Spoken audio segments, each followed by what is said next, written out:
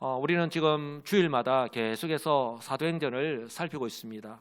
하나님께서 사도 바울이라고 하는 한 사람, 제가 지난번에 설교할 때에 사울과도 같은 사람을 바울로 만들어서 이렇게 하나님의 일을 하게 하셨다라고 했는데, 그 사울을 통해서, 이 바울을 통해서 하나님께서 어떻게 구원 역사를 이루어 가셨는가 하는 것을 우리에게 말씀하고 있습니다. 그러나 그 바울이 결코 어떤 자신의 어떤 조건, 환경이 아니라 그럼에도 불구하고 오직 믿음으로 순종하고 있는 모습, 그럴 때에 하나님께서 그 바울을 통해서 끝까지 역사하시는 것을 지금 계속해서 우리에게 말씀하고 있습니다. 그래서 오늘은요, 확고부동한 이 바울의 모습을 통해서 우리가 좀 도전을 받고 다시 한번 더 우리의 삶을 한번 새롭게 하기를 원하는데요. 사도 바울은 예수를 믿고 난 이후에 소위 자신이 내세우고 자랑할 수 있는 그 모든 것을 포기한 사람이라고 할 수 있습니다. 그 당시에 유대인의 최고의 자랑이라고 할 수 있는 혈통이면 혈통, 뭐라고 자랑을 합니까? 나는 히브리인 중에 히브리인이요, 그 가운데 베냐민 지파다. 이처럼 유대인들이 그렇게 자랑하는 혈통, 또한 지식이면 지식. 바울은 그 당시에 최고의 석학인 가말리엘의 그 아래에서 공부를 하였잖아요. 얼마든지 자랑하고 내세울 수 있습니다. 그리고 명예, 이 바리새인 중에 바리새인, 율법의 의로는 흠이 없는 자라고까지 그렇게 이야기하고 있잖아요. 얼마든지 내세울 수 있는 이 모든 것, 바울은 절대로 드러내지 않습니다. 그 모든 것을 배설물로 여기고 다 내려놓았습니다. 심지어요, 유대인들로부터는 변절자라고 하는 소리를 들었습니다. 그리고 자신이 회심하기 이전에 핍박하였던 그 성도들로부터도 스파이라고 하는 소리를 듣기도 하였고 그 진정성을 의심받기도 하였잖아요. 바울은 이처럼요, 주님으로부터 이방인을 위한 사도로 부르심을 받고 난 후에 이 복음을 전하는 것이 결코 쉽지 않은 이 모든 환경을 이겨내었는데요, 이처럼 이겨낼 수 있었던 것이 오직 하나, 확신과 하나님의 은혜 때문이었습니다. 할렐루야. 한번 따라서 할까요? 확신과 하나님의 은혜. 예, 도대체 사도 바울은 어떤 확신을 가지고 자신에게 주어진 그 사역을 감당하였고, 도대체 그런 바울에게 하나님은 어떤 은혜를 때를 따라서 베풀어 주셨습니까? 첫째는요, 바울은요, 예수는 그리스도라고 하는 그 구원의 확신을 가지고 있었습니다. 바로 구약에서 선지자들이 그렇게 예언하였던 메시아 대망 사상을 가지고 있었는데, 바로 예수님이 바로 그 메시아다라고 하는 것을요, 확신하였던 거예요. 그리고 인생은 죽음이 끝이 아니라 바로 그리스도 안에서 부활한다라고 하는 그 부활에 대한 확신을 가지고 있었던 거예요. 자신이 그 부활하신 주님을 만났잖아요. 우리 예수님이 그 부활의 첫 열매로 그들에게 나타났잖아요. 우리가 첫 열매를 보면 그 다음 열매가 무엇인지, 어떤 열매가 맺히는지 잘 알고 있듯이 바울은 바로 그리스도 안에서 자신의 부활을 확신하였던 거예요. 그리고 죽음 이후에 있는 영생에 대한 확신을 가지고 있었습니다. 여러분, 이 믿음은요, 정말 저와 여러분들에게도 지금과 같은 이 시대적 환경 속에서 더더욱 필요한 어떤 믿음의 요소가 아닐까 싶습니다.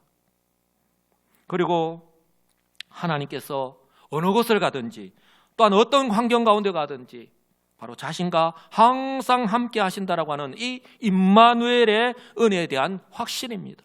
바울은요, 그 믿음 그대로 바로 이러한 하나님의 은혜를 시종일관 주님 앞에 가는 그날까지 누리며 살았던 사람입니다. 바라기는요, 저와 여러분들 역시 똑같이 예수를 믿는 구원받은 하나님의 백성으로서 또 사명자로서 바울과 같은 이런 확신을 가지고 이런 은혜를 받아 누리면서 살아갈 수 있기를 주님의 이름으로 축복합니다. 이것이 바로 바울이요, 성령의 사람, 기도의 사람이 될 수밖에 없었던 이유이고요. 그리고 지금 예루살렘으로 돌아가고 있는데, 예루살렘으로 돌아가면 결박과 환난이 기다리고 있다는 것, 바로 자신이 체포되고 감옥에 갇히게 된다라고 하는 것, 그 이후에 자신이 어떻게 될지도 모른다는 사실을 너무나도 잘 알고 있음에도 불구하고 결코 피하지 않고 이 길을 가고 있는 이유이기도 합니다. 사도 바울은 밀레도에서 에베소 교회 장로들과 마지막으로 만나서 그 주님의 사랑을 나눈 후에 곧바로 예루살렘으로 향했습니다. 지도를 통해서 알 수 있듯이요, 밀레도를 떠난 바울은 여러 섬들을 항해한 후에 마침내 두로에 도착을 했습니다. 그곳에서 바울은요, 제자들과 함께 일주일간 머물렀습니다. 물론 바울이 타고 온 배의 짐을 내리는 기간이긴 하지만 성경은요, 바울이 의도적으로, 한번 따라서 할까요? 의도적으로, 분명한 목적을 가지고 이곳에서 일주일간 머물렀다고 그렇게 말씀을 합니다. 첫째는요, 바울이 지금 계속된 이 선교 사역과 또한 여행으로 인해서 심신이 매우 피곤하고 지친 가운데 있잖아요. 그래서 휴식을 취하기 위해서입니다. 그런가 하면요, 제자들과 함께 교제를 나누면서 그들을 위로하고 격려하기 위해서입니다. 그리고 성경은 일주일간 머물렀다라고 했는데 제자들과 함께 주일 예배를 드리기 위해서입니다. 주일 예배를 통해서 지금까지 가는 곳곳마다 자신이 복음을 전할 때에 하나님께서 자신을 통해서 어떻게 역사하셨는지 그 은혜의 역사를 지금 나누고 싶었던 거예요. 그곳에 있는 제자들은 은혜를 받는 시간이고 위로를 받는 시간이고 다시 한 번 더 용기와 새 힘을 얻는 시간이기에 충분했을 것입니다. 바울은 마지막까지 자신에게 주어진 그 선교사로서의 그 사명을 감당하고 있는 것입니다. 그런데 이곳 두로에서도 관심은요, 제자들의 관심은 바울에게 있었어요. 바울을 향해서 한 목소리로 한결같이 예루살렘으로 올라가지 말라고 만류하였습니다. 4절에 보시면 그 제자들이 성령의 감동으로 이곳에 오기 전에도 계속해서 들렀던 것들마다 제자들이 사도 바울을 향해서 만류하였잖아요. 그들 역시 성령의 인도하심을 받고 있는 사람들이기 때문에 미리 알고 있었던 거예요. 바울들은 뭐라고 이야기합니까? 예루살렘에 들어가지 말라 하더라. 사랑하는 성도 여러분, 성경은 지금요 우리에게 환경은 바울이 결코 예루살렘으로 올라가서는 안 됩니다. 모든 제자들이 또한 성령께서 예루살렘으로 올라가면 바울이 어떻게 된다는 것을 분명히 이야기하고 있습니다. 그럼에도 불구하고 바울은 지금 예루살렘을 향해서 가고 있는 그 모습을 우리에게 보여주고 있습니다. 이러한 모습은 바울이요 이곳을 떠나서 가이사라에 도착을 하였는데 그곳에서 7 집사 가운데 한 명인 지금은 이 전도자로서의 역할을 잘 감당하고 있는 빌립의 집에 머물렀을 때도 마찬가지입니다. 그때 아가보라 하는 선지자가 유대로부터 내려왔는데 그곳에서 바울에 대해서 이렇게 예언을 하였습니다. 10절입니다. 아가보라 하는 한 선지자가 유대로부터 내려와 우리에게 와서 바울의 띠를 가져다가 자기 수족을 잡아매고 말하기를 성령이 말씀하시되 예루살렘에서 유대인들이 이같이 이 띠 임자를 결박하여 이방인의 손에 넘겨주리라 하거늘. 우리들은요, 사람들의 말에 참 혹할 때가 많이 있잖아요. 사람들의 말에 참 귀 기울여 들을 때가 많습니다. 그런데 그 사람이 선지자라면 어떻게 하겠습니까? 그리고 하나님께서 역사하시는 선지자라면 어떻게 하겠습니까? 지금 이 바울에 대해서 예언하고 있는 바울이 예루살렘에 돌아가면 이렇게 결박이 되고 또 감옥에 갇힌다라고 예언하고 있는 이 아가보 선지자는 사도행전 11장에 한번 등장을 했습니다. 그 당시에 예루살렘에서 활동하던 선지자인데요. 여러분들도 이 스데반의 순교 이후에 핍박을 받아서 이 성도들이 다 흩어졌던 것 기억을 하실 거예요. 흩어졌던 사람들이 이 안디옥 지방에까지 와서 복음을 전하였을 때에 구원받고 죽기로 돌아온 사람들이 너무나도 많았던 걸 기억할 거예요. 그때 예루살렘 교회에서 바나바를 이 안디옥으로 내려보내서 그때 안디옥 교회가 이렇게 세워지게 됩니다. 바로 그때에 이 아가보 선지자가 예루살렘에서 이 안디옥 교회로 내려와서 이렇게 예언을 한 거예요. 천하의 흉년이 될 것이다. 그런데 이 예언이요, 바로 실제로 로마의 글라우디오 황제 때에 흉년이 들었던 거예요. 이것은요, 유대인 역사가 요세푸스의 사기에 이 역사서에 그대로 기록이 되어 있습니다. 바로 그 아가보 선지자가 지금 바로 이 도로에 와서 이 바울의 예루살렘에 가게 되면 어떻게 될 것이라고 지금 예언을 하고 있는 거예요. 이 아가보 선지자의 예언을 듣고 난 후에 이제 누가를 비롯해서 바울을 사랑하는 모든 사람들이 울면서 다시 한 번 더 이 바울을 향해서 예루살렘으로 올라가지 말라고 계속해서 간청을 하였던 거예요. 12절에 보시면 바로 바울에게 그렇게 권하였다라고 하는데, 우리 한글 성경은 그냥 간단합니다. 그렇게 한 번, 두 번 이렇게 권했구나라고 생각하지만 이 헬라어 원문에 보면요, 한번 따라서 할까요? 계속해서, 예, 바울을 향해서 이 누가를 비롯한 이 바울을 사랑하는 모든 제자들이나 이 사람들이 계속해서 바울을 향해서 예루살렘으로 올라가면 안 됩니다. 거기에 올라가면 인제는 체포되고 혹 죽을 수도 있는데 왜 올라가시려고 합니까? 이번만큼은 우리 말을 꼭 좀 들어주십시오. 이렇게 계속해서 간청하였던 거예요. 간곡하게 부탁하였던 겁니다. 그들은 모두 다 바울을 누구보다도 아끼고 사랑하고 또 믿고 따르는 사람들입니다. 심지어요, 이러한 모습을 알 수 있는 것이 이 바울이 두로를 떠날 때에 그들의 행동을 보면 알 수가 있는데요, 마치 영화의 한 장면과도 같은 장면이 나타납니다. 그들이 바울을 얼마나 아끼고 사랑하는지를 그대로 보여주는 감동적인 장면인데요, 5절입니다. 그들이 다 그 처자와 함께, 여기서 말하는 처자는 바로 아내와 자식들을 의미합니다. 이 가족들이 다 나왔던 것이죠. 함께 성문 밖까지 전송하거늘, 여기까지는 우리가 충분히 이해할 수 있습니다. 당연히 바울이 그렇게 아끼고 사랑하는 바울이 이제 예루살렘으로 가는데 그렇게 전송해야죠. 우리도 마찬가지잖아요. 그런데 다음 행동은 그렇게 쉽게 할 수 있는 행동이나 흔히 볼 수 있는 장면이 아닙니다. 어떻게 했습니까? 우리가 바닷가에서 무릎을 꿇어 기도했다, 그렇게 성경은 말씀합니다. 저는 이 장면을 보면서 2010년 1월 인천공항에서의 기억이 떠올랐습니다. 제가 이전에 부교육자로 사역을 할 때에 그 교회에서 9년을 사역을 하고 10년째에 안식년을 얻어서 미국으로 떠나게 되었습니다.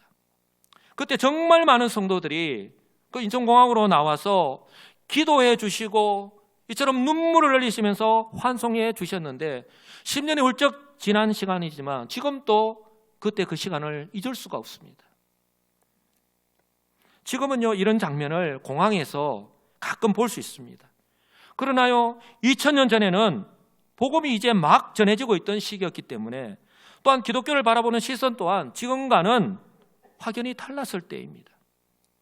그때 그들이 이처럼 바닷가에서 이렇게 무릎을 꿇고 기도한 것은요, 이례적인 일이 아닐 수가 없는 거예요. 그들이 바울을 얼마나 사랑하였는지를 알 수 있음과 동시에 이제 마지막일지도 모르는 그 바울의 걸음을 하나님께 맡기고 간절하게 기도하였던 것입니다. 이런 측면에서 볼 때예요, 바울은 이처럼 이방인을 위한 선교사로 부름을 받고 파송을 받고 그 사역을 하면서 고난도 너무나 많이 받았지만 그럼에도 불구하고 진정한 행복자였음을 다시 한 번 더 바라보게 됩니다. 할렐루야. 여러분, 사람들이 이렇게 사랑하고 이렇게 축복하고 아끼고 사랑하는데 하물며 우리 하나님이시겠습니까? 하나님이 바울의 삶을, 그 모든 걸음을 모르시겠습니까? 바울 역시 그들이 왜 이렇게까지 자신의 걸음을 말리는지 그 이유를 너무나도 잘 알고 있습니다. 그러나 바울은요, 그들의 마음을 충분히 이해하고 잘 알고 있지만, 그러나요, 이 길은 비록 고난의 길이지만 그럼에도 불구하고 이 길은 자신을 향하신 하나님의 뜻이기 때문에, 하나님이 예비하신 길이기 때문에 순종하였던 것입니다. 어쩌면 지금 예배를 드리는 우리 성도들 가운데에도 바울과는 비교를 할 수 없겠지만 예수를 믿고 지금까지 신앙생활을 하면서 이런저런 고난과 아픔을 겪으신 분들도 분명히 계실 거예요. 어쩌면 지금도 그 가운데 있을 수도 있습니다. 그렇다면 혹시 자신의 믿음을 지키기 위해서 어디까지, 어떤 환경까지 경험해 보셨습니까? 혹시 직장이나 다른 사람들과의 관계 속에서 불이익을 당하고 또 손해를 볼 줄 알면서도 또 마음이 상하거나 창피함을 당할 수도 있는데 끝까지 믿음을 지키며 내가 예수 믿는 성도임을 드러내신 적이 있습니까?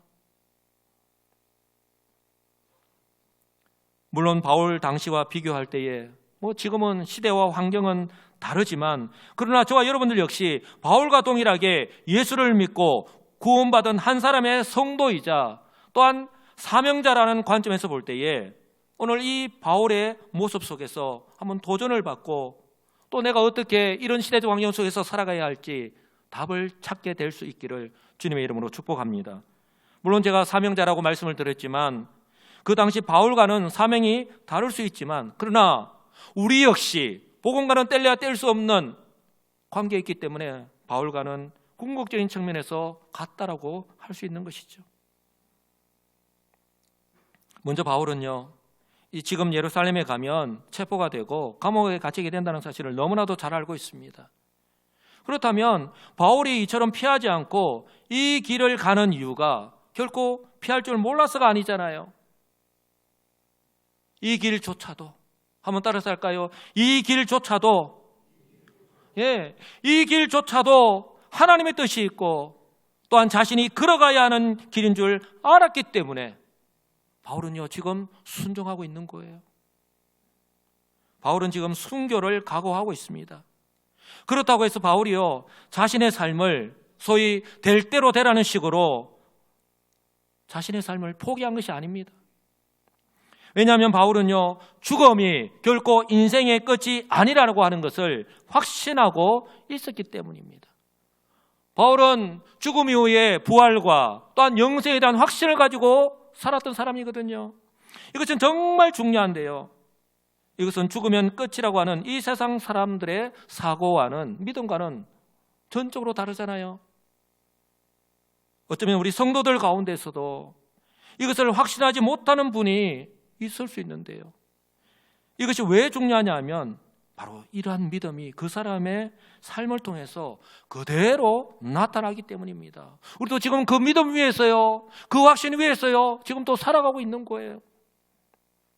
자신의 인생 마지막에 디모데에게 보낸 편지에서도 분명히 나타나는데요, 바울은 부활과 영생을 확신하였습니다. 디모데후서 4장 7절로 8절 말씀인데요, 한번 다 같이 읽어보도록 하겠습니다. 나는 선한 싸움을 싸우고 나의 달려갈 길을 마치고 믿음을 지켰으니 이제 후로는 나를 위하여 의의 면류관이 예비되었으므로 주 곧 의로우신 재판장이 그날에 내게 주실 것이며 내게만 아니라 주의 나타나심을 사모하는 모든 자에게 도니라. 아멘. 아멘이십니까? 예, 여기 지금 보시면 사도 바울이 나는 선한 싸움을 싸웠다, 나의 달려갈 길을 마쳤다, 그리고 믿음을 지켰다, 다 과거형으로 사용하는데 이 동사가 사도 바울이 내가 마지못해서 나는 정말 싫은데 억지로 내가 그렇게 했다 하는 표현이 아닙니다. 내가 정말 자발적으로, 내가 능동적으로, 내가 감당해야 되는 일이기 때문에 내가 이렇게 선한 싸움을 싸웠고 달려갈 길을 마쳤고 믿음을 지켰다라고 하는 거예요. 그리고 그 믿음 위에서 이제 후로는 어떻게 해요? 자신을 위해서 의의 면류관이 예비되었다라고 하는, 여러분 부활 이후에 천국에서의 하나님의 상급을 확신하고 살았던 거예요. 그러니 죽음을 두려워하지 않고 있는 거예요. 그러니 바울에게만 이것이 해당되는 것이 아니라 뒤에 뭐라고 합니까? 내게만 아니라 주의 나타나심을 사모하는 모든 자에게도라고, 바로 저와 여러분들에게도 동일하게 해당된다라고 분명하게 말씀을 하고 있는 것입니다. 믿으시기 바랍니다. 믿으시기 바랍니다. 예. 이 고백에서도 분명하게 알 수 있듯이 바울은요 초지일관, 이처럼 하나님의 부르심부터 시작해서 마지막 순교하기까지 처음부터 끝까지 초지일관 자신의 정체성이 변함이 없었습니다. 이것이 바로 그의 신앙 고백에서 알 수 있듯이 어떤 고난의 환경을 만나더라도 마음이 약해지거나 흔들리지 않았던 그 이유입니다. 제자들을 비롯한 모든 사람들이 자신을 그렇게 아끼고 사랑하는 마음으로 자신의 걸음을 만류하는 것을 바울이라고 왜 모르겠습니까? 그럼에도 불구하고 바울은요 자신이 걸어가야 하는 길이 아무런 문제가 없을 때에, 소위 평안할 때에, 그때뿐만이 아니라 이처럼 지금 예루살렘으로 향하고 있는 것처럼 모든 제자들이 한결같이, 그리고 제자들이 이처럼 알고 있다면 기도의 사람, 성령의 사람 바울인데 바울 왜 모르겠습니까? 그럼에도 불구하고 가는 이 좁은 길 역시 우리 하나님께서 예비하신 길이고 또한 복음을 위한 길이라는 사실을 알고 있었기 때문에 바울은요, 예루살렘에서 이처럼 죽을 각오를 하고 지금 자신의 길을 갈 것이다라고 고백하고 있는 것입니다. 13절을 보시기 바랍니다.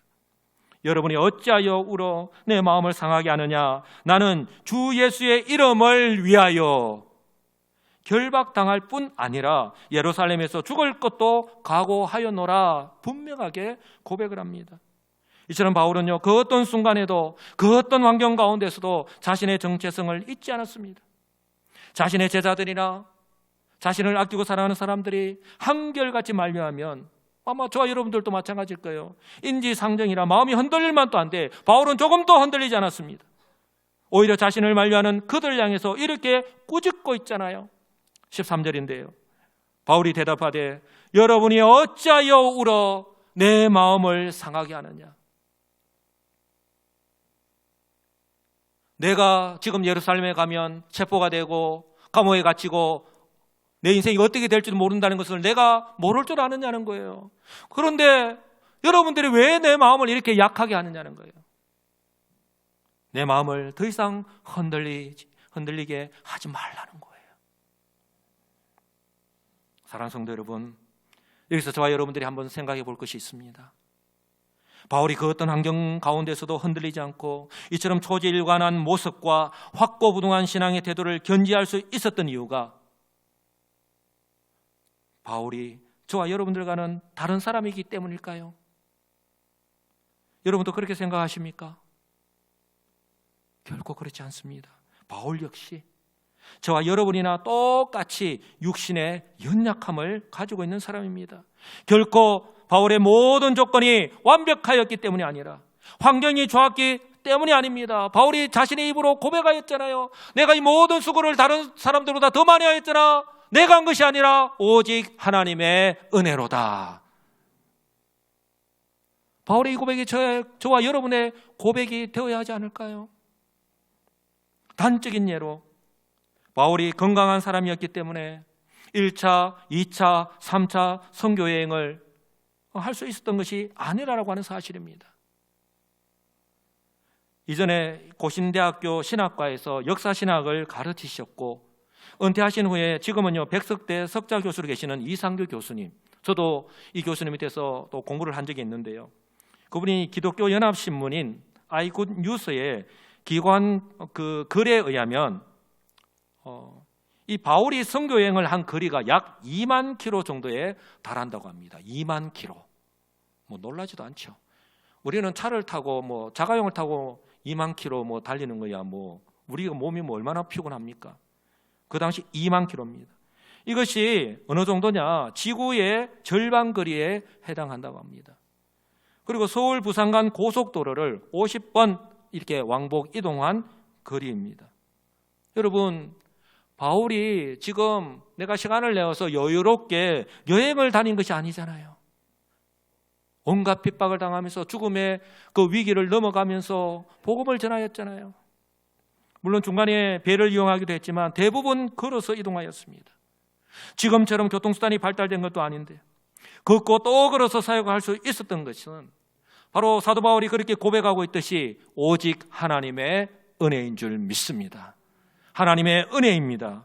바울은요 계속해서 선교를 하는 가운데에 이처럼 예상치 못한 어려움을 겪으면 겪을수록 자신이 선교를 하고 있지만 이것은 결코 자신의 힘과 능력이 아니라 환경에 좋고 나쁨이 아니라 오직 하나님의 은혜로만 가능하다는 것을 생생하게 경험하였던 거예요. 어쩌면 지금 예배를 드리는 우리 성도들 가운데서도 바울과 동일하게 이렇게 고백하시는 할 수밖에 없는 분들이 계실 거예요. 하나님께서 어떤 순간에도 자신과 함께 하신다. 자신이 가지고 있는 지식, 경험, 능력 우리는 너무나도 중요시 여기죠. 이것이 없으면 아무것도 할 수 없다는 거죠. 또한 어떤 조건이나 환경이 아니라 하나님께서 자신을 통해서 이 일을 하신다. 누가 일을 한다고요? 하나님께서 나를 통해서, 연약한 나를 통해서, 환경이나 조건이 아니라 하나님께서 이 일을 하신다. 그러므로 자신이 할 일은 그저 순종하기만 하면 된다고 하는 것을 철저하게 경험하였던 거예요. 설령 자신은 이 일을 하다가 죽을 수도 있지만, 그러나 주님께서 부활하신 것처럼 자신도 부활한다고 하는 확신에 있었기 때문에 자신은 죽음을 두려워하지 아니하고 그렇게 끝까지 사역을 감당하였던 것입니다. 사랑하는 성도 여러분, 지금은요, 역사를 코로나 이전과 이후로 나누어야 한다고 할 정도로 코로나가 전 세계에, 그리고 우리의 인생에 영향을 미치고 있는 시대를 살아가고 있습니다. 지금도 우리는 그 영향을 받고 있습니다.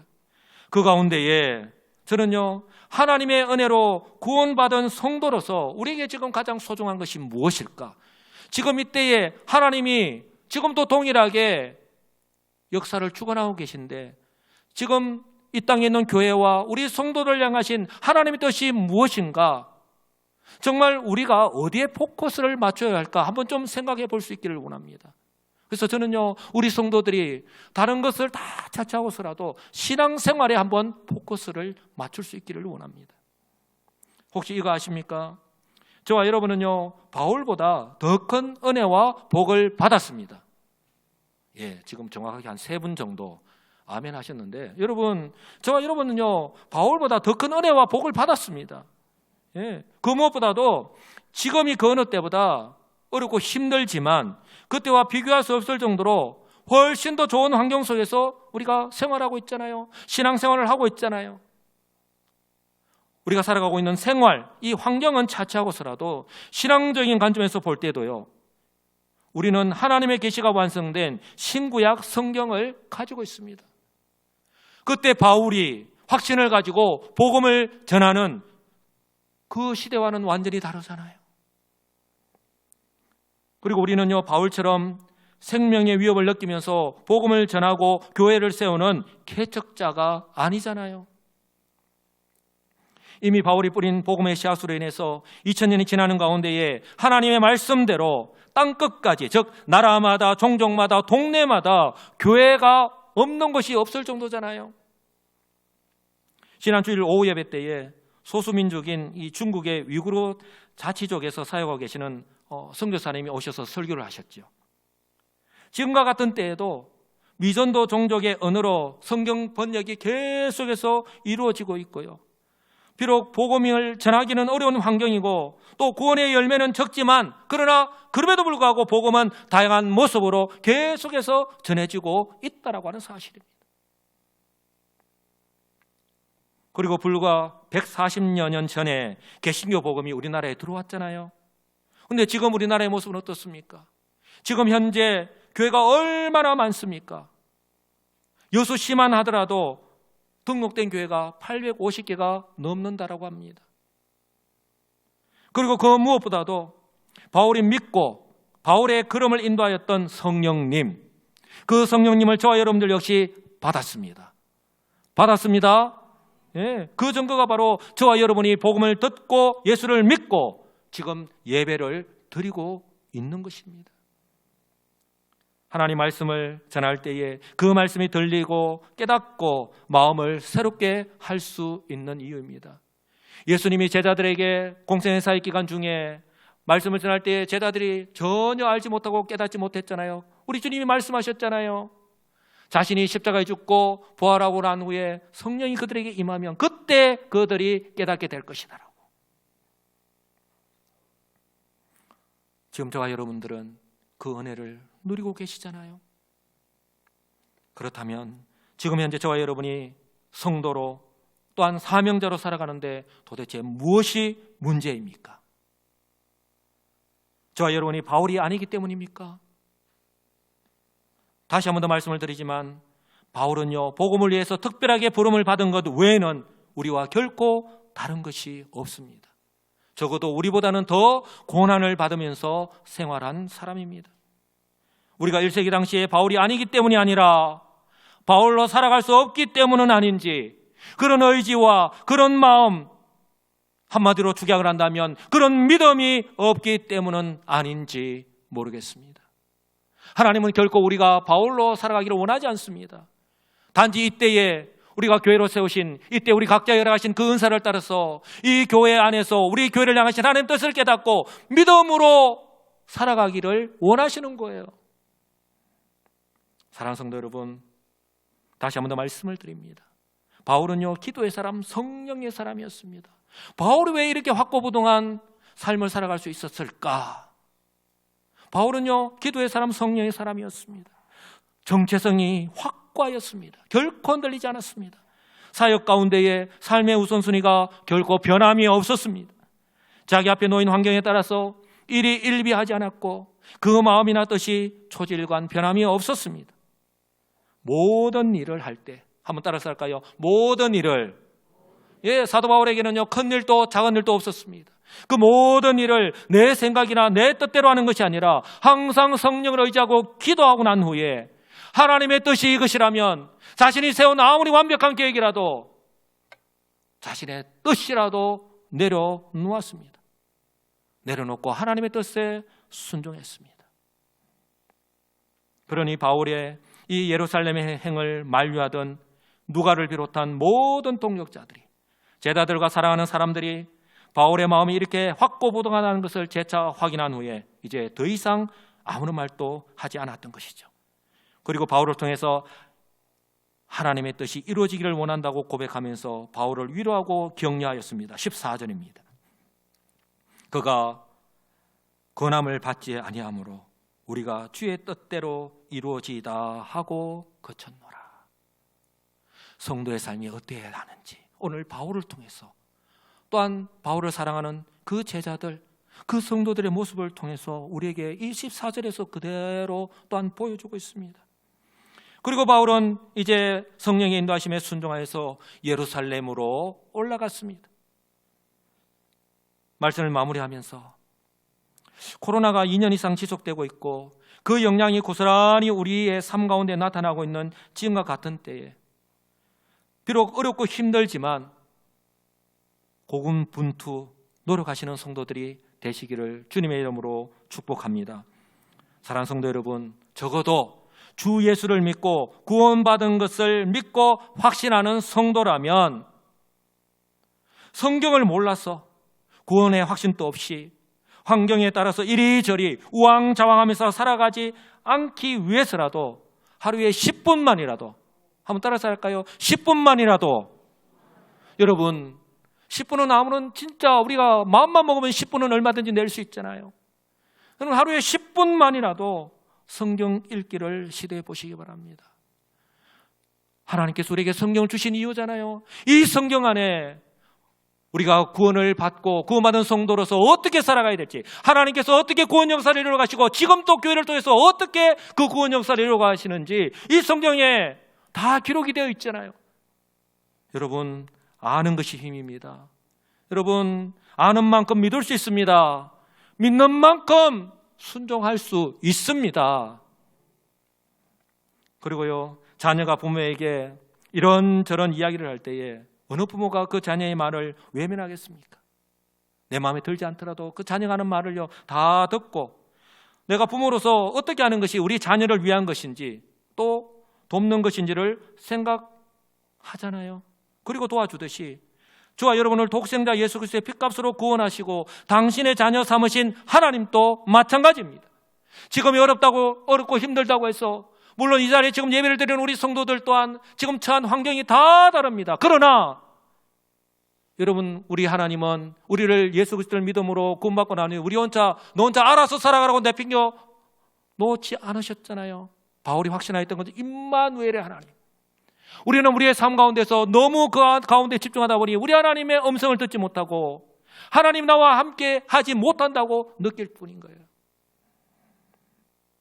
사랑하는 성도 여러분, 하나님께서 보실 때에 저와 여러분의 삶의 모습이 비록 기대에 미치지 못하고 하나님의 마음에 합족하지 않는다 할지라도 저와 여러분을 향하신 그 하나님의 사랑과 그 마음은 조금도, 요즘 말로 1도 변함이 없다라고 하는 사실을 믿으시기 바랍니다.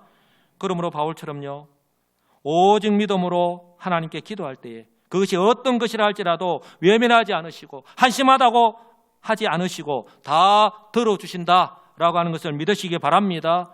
그래서 마침 이 만약에 진짜 우리 부모님이 우리 자녀들이 그 한 이야기를 듣고 가장 필요하고 적당한 때에 그 문제를 해결해 주고 또 도와주시듯이 하나님께서 우리에게 가장 필요한 때에 도와주실 줄 분명히 믿습니다.